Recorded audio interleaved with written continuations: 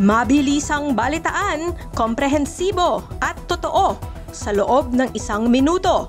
Simula na ang Diskurso Tidbits. Singson, Fajardo at Reyes itinalaga bilang mga pangunahing opisyal ng ICI.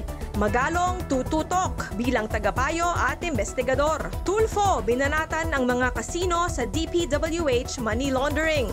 Fakey breaking news. Lacson pumalag sa balitang bagong balasahan sa Senado. Ex-PNP Chief Nicolas Torre III nilinaw na walang balak tumakbo sa 2028 elections. British boxing idol Ricky Hatton natagpo ang patay sa edad na 46. At Alex Gonzaga, balik natural look matapos ipatanggal ang rhinoplasty implant. Balitang mabilis, komprehensibo at totoo.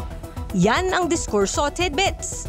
Basahin ang tungkol sa lahat ng yan at sa marami pang ibang nakatutuwa at makabuluhang balita sa diskurso.ph.